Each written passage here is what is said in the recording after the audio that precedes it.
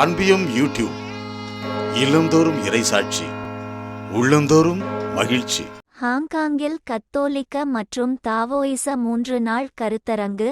கருணை, எளிமை, உலக வெற்றிகளை நாடி ஓடாமலிருத்தல் போன்ற மதிப்பீடுகளை பகிர்பவைகளாக கிறிஸ்தவமும் தாவோயிசமும் உள்ளன. ஹாங்காங்கின் வென் நிறுவனத்தில் இவ்வாரம் திங்கள் முதல் புதன் வரை இடம்பெற்றுவரும் மதங்களிடையே உரையாடலுக்கான திருப்பீடத்துறை மற்றும் ஹாங்காங் தாவோயிச அமைப்பினர் இணைந்து நடத்தும் கலந்துரையாடல் வழி இணக்க வாழ்வை கொண்ட சமூகத்தை கட்டியெழுப்புவதில் இவ்விருதரப்பினரும் இணைந்து செயலாற்ற முடியும் என அறிவிக்கப்பட்டுள்ளது.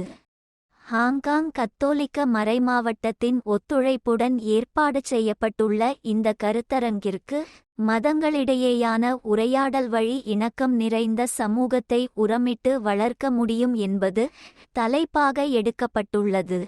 இன்று பிளவுபட்டு நிற்கும் உலகில் கத்தோலிக்கர்களும் தாவோயிசத்தினரும் ஒருவரையொருவர் புரிந்துகொண்டு உலகை குணப்படுத்தலில் ஒன்றிணைந்து பணியாற்ற உதவும் நோக்கத்தில் ஏற்பாடு செய்யப்பட்ட இந்த ஹாங்காங் கருத்தரங்கில் Hong Kong, China, Taiwan, France, Italy, தென்கொரியா, மலேசியா, பிலிப்பீன்ஸ், வியட்நாம், சிங்கப்பூர் ஆகியவை உட்பட பல நாடுகளின் இவ்விரு மத பிரதிநிதிகள் கலந்து கொள்கின்றனர். தற்போது இடம்பெற்றுவரும் கத்தோலிக்க மற்றும் தாவோயிச 3 நாள் கருத்தரங்கு குறித்து தன் கருத்துக்களை பகிர்ந்து கொண்ட ஹாங்காங் கர்தினால் ஸ்டீஃபன் சா அவர்கள், சமூகத்தை கட்டியெழுப்புவதில் பலன்தரும் பங்குதாரர்களாக மதங்கள் எவ்வாறு செயல்பட முடியும் என்பதற்கு இந்த கருத்தரங்கு உதவும் என்றார்.